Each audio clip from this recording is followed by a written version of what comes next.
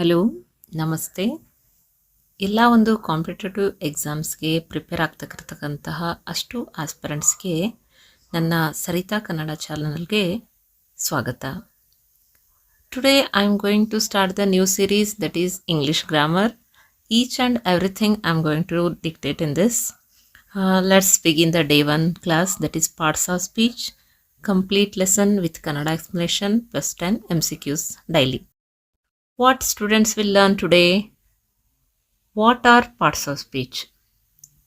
8 types, meaning plus Kannada explanation, easy examples, MCQ questions plus answers, competitive level. So ಇದನ್ನೆಲ್ಲ ನಾವು ಈ ಒಂದು ಇವತ್ತಿನ ವಿಡಿಯೋದಲ್ಲಿ ನೋಡ್ತೀವಿ.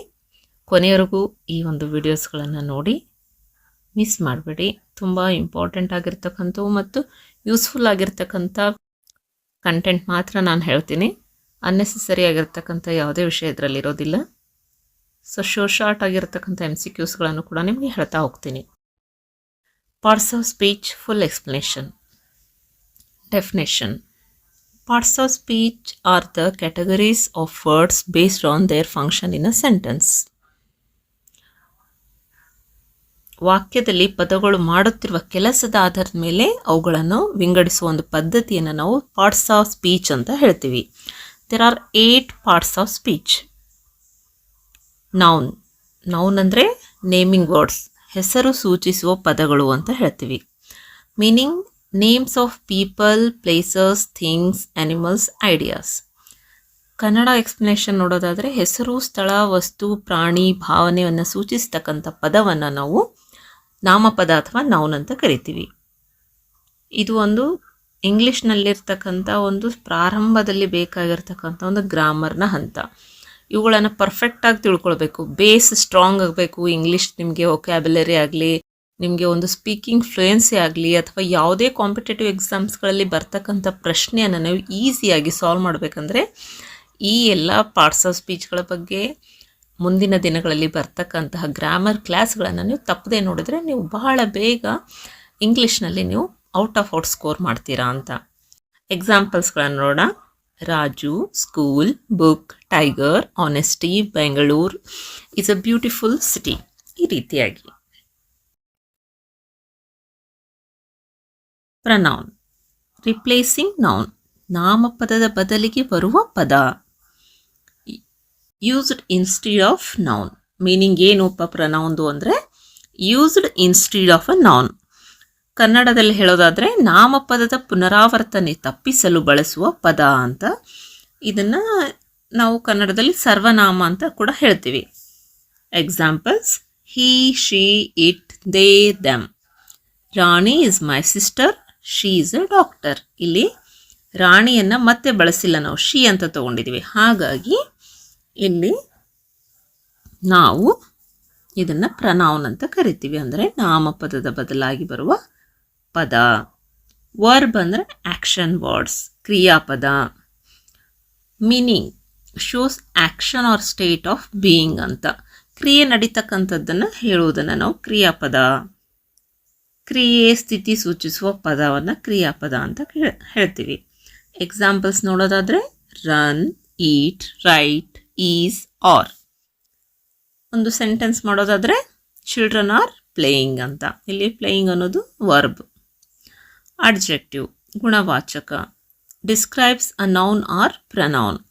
ನಾಮಪದ ಅಥವಾ ಸರ್ವನಾಮದ ಗುಣವನ್ನು ಹೇಳುವ ಪದವನ್ನು ನಾವು ಅಡ್ಜೆಕ್ಟಿವ್ ಅಂತ ಕರಿತೀವಿ. ಕನ್ನಡದಲ್ಲಿ ಗುಣವಾಚಕ ಅಂತ. Examples: tall boy, red bag, beautiful flower. She bought a big house. ಈ ರೀತಿಯಾಗಿ. ಅಡ್ವರ್ಬ್. ಅಡ್ವರ್ಬ್ ಅಂದರೆ ಕ್ರಿಯಾ ವಿಶೇಷಣ. Meaning describes verb, adjective or another adverb. ಕ್ರಿಯಾಪದ, ಗುಣವಾಚಕ, ಕ್ರಿಯಾ ವಿಶೇಷಣಕ್ಕೆ ವಿಶೇಷಣ ನೀಡುವ ಪದವನ್ನು ನಾವು ಅಡ್ವರ್ಬ್ ಅಥವಾ ಕ್ರಿಯಾ ವಿಶೇಷಣ ಅಂತ ಕರಿತೀವಿ. Examples: quickly, very, quite, slowly. He runs fast.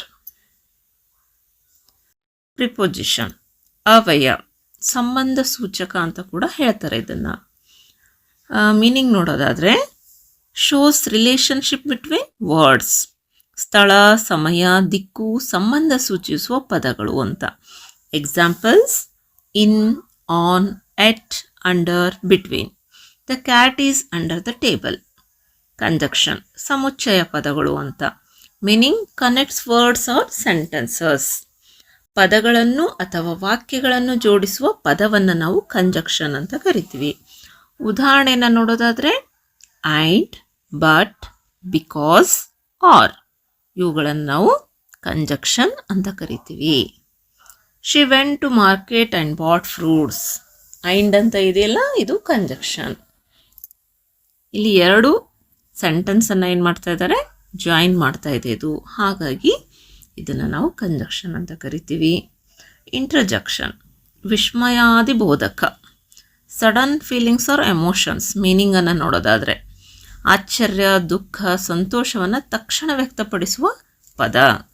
Examples: oh, wow, alas, hurray, oh you did great. ಈ ರೀತಿಯಾಗಿ ಕ್ವಿಕ್ ಸಮರಿಯನ್ನು ನೋಡೋಣ. 1 minute recap. Parts of speech Kannada. Example: noun ಹೆಸರು ಪದ ಅಥವಾ ನಾಮಪದ, ಟೀಚರ್. ಪ್ರನೌನ್ ಸರ್ವನಾಮ, ಹಿ, ದೇ. ವರ್ಬ್ ಕ್ರಿಯಾಪದ, ರನ್. ಅಡ್ಜೆಕ್ಟಿವ್ ಗುಣವಾಚಕ, ಟಾಲ್. ಅಡ್ವರ್ಬ್ ಕ್ರಿಯಾವಿಶೇಷಣ, ಕ್ವಿಕ್ಲಿ. ಪ್ರಿಪೋಸಿಷನ್ ಅವ್ಯಯ, ಆನ್. ಕಂಜಕ್ಷನ್ ಸಮುಚ್ಚಯ, ಆ್ಯಂಡ್. ಇಂಟರ್ಜೆಕ್ಷನ್ ವಿಸ್ಮಯಾದಿ ಬೋಧಕ, ಓ. ಈ ರೀತಿಯಾಗಿ ಒಂದು 10 MCQಸ್ಗಳನ್ನು ನೋಡೋಣ. Let's start the question and answer session. MCQ questions with answers. These are very perfect for KRTET, CTET, SDA, FDA, PSI, PC. For all these exams, this is very important. Ravi is a good boy. The word good is a ಏನಿರ್ಬೋದು, noun, adjective, verb, adverb.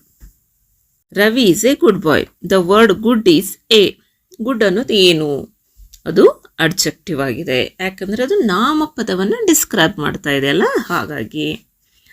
She sings beautifully. The word beautiful is adverb, verb, noun, adjective. ಇಲ್ಲಿ ಕ್ರಿಯೆಯನ್ನು describe ಮಾಡ್ತಾ ಇದೆ, ವರ್ಬನ್ನು describe ಮಾಡ್ತಾ ಇದೆ, ಹಾಗಾಗಿ ಇದು adverb ಆಗುತ್ತೆ. Next, which word is a pronoun? Rani, school, they, book. ಇಲ್ಲಿ ರಾಣಿ, ಸ್ಕೂಲ್, ಬುಕ್ ಎಲ್ಲ ನೌನ್ ಆಗಿದೆ. ಸೊ ದೇ ಮಾತ್ರ ಅಲ್ಲಿ ನಾವು ಪ್ರನೌನ್ ಅಂತ ಹೇಳ್ಬೋದು. The cat is under the chair. Under is verb, adverb, preposition, conjunction. ಇದು ಅಂಡರ್ ಅನ್ನೋದು preposition. Wow, what a view. Wow is noun, interjection, adjective, adverb. ಇದು ಆಶ್ಚರ್ಯವನ್ನು ಸೂಚಿಸ್ತಕ್ಕಂಥದ್ದು. ಸೊ ಬಿ ಆಗಿದೆ ಇಂಟರ್ಜೆಕ್ಷನ್ ಅಂತ. He and I are friends. And is, so he ಮತ್ತು I ಅನ್ನೋ ಎರಡು ಪದಗಳನ್ನು ಜೋಡಿಸ್ತಾ ಇದೆಯಲ್ಲ, ಹಾಗಾಗಿ ಇದನ್ನು ನಾವೇನಂತ ಕರಿತೀವಿ? Obviously conjunction. Choose the verb. Run, river, red, he. ಇಲ್ಲಿ ಕ್ರಿಯೆ ಇರ್ತಕ್ಕಂಥ ಪದ ಯಾವುದು? ರನ್ ಅಂತ. This is my book. My is pronoun, adjective, verb, adverb. This is my book ಅನ್ನೋದು ಅಡ್ಜೆಕ್ಟಿವ್ ಆಗುತ್ತೆ. ಇದು ಪೊಸೆಸಿವ್ ಅಡ್ಜೆಕ್ಟಿವ್ ಅಲ್ಲಿ ಬರುತ್ತೆ, ಹಾಗಾಗಿ ಮೈ ಅನ್ನೋದೇನಾಗುತ್ತೆ ಇಲ್ಲಿ ಅಡ್ಜೆಕ್ಟಿವ್ ಆಗುತ್ತೆ. ಪ್ರನೌನ್ ಮತ್ತು ಅಡ್ಜೆಕ್ಟಿವ್ ಅಲ್ಲಿ ಕನ್ಫ್ಯೂಷನ್ ಮಾಡ್ಕೊಳ್ಬಾರ್ದು. ಇದನ್ನು ಆತ್ಮಾರ್ಥಕ ಸರ್ವನಾಮ ಅಂತ ಕನ್ನಡದಲ್ಲಿ ಕರಿತೀವಲ್ಲ, ತನ್ನ, ತಮ್ಮ, ತಮ್ಮದು, ತನಗೆ, ಈ ರೀತಿಯಾಗಿ ಪದಗಳು. ಸೊ ಹಾಗಾಗಿ ಇದು ಇಲ್ಲಿ ಪೊಸೆಸಿವ್ ಅಡ್ಜೆಕ್ಟಿವ್ ಅಲ್ಲಿ ಬರುತ್ತೆ ಇದು. Which is a noun? Quickly, honesty, very, and. ಇಲ್ಲಿ ಆನೆಸ್ಟಿ ಅನ್ನೋದು ನಾವು ನೌನ್ ಅಂತ ಹೇಳ್ತೀವಿ. The girl is very smart. Very ಅನ್ನೋದು adverb, adjective, pronoun, verb. Very ಅನ್ನೋದು ಅಡ್ವರ್ಬ್ ಆಗುತ್ತೆ. ಸೊ ಇಲ್ಲಿಗೆ ಇವತ್ತಿನ ಸೆಷನ್ ಮುಕ್ತಾಯ ಆಯಿತು. ನಾಳೆ ಮತ್ತೆ ಒಂದು ಹೊಸ ಸೆಷನ್ನೊಂದಿಗೆ ಭೇಟಿಯಾಗೋಣ. ಅಲ್ಲಿವರೆಗೂ ನಮ್ಮ ಚಾನಲನ್ನು ನೋಡ್ತಾ ಇರಿ. ಮತ್ತು ಹೊಸ ಹೊಸ ಟಾಪಿಕ್ಗಳ ಬಗ್ಗೆ ನಾನು ವಿಡಿಯೋಸ್ ಮಾಡ್ತಾ ಇರ್ತೀನಿ. ನಿಮಗೆ ಇಂಗ್ಲೀಷನ್ನು ಫ್ಲೂಯೆಂಟ್ ಆಗಿ ಬರೋ ಹಾಗೆ ಈಸಿ ಟ್ರಿಕ್ಸ್ಗಳನ್ನು ಹೇಳ್ತಾ ಹೋಗ್ತೀನಿ. If you liked my channel and content, please do subscribe to our channel. Don't forget to press the bell icon as well as press the like button. Thank you for watching this video and thank you for supporting me.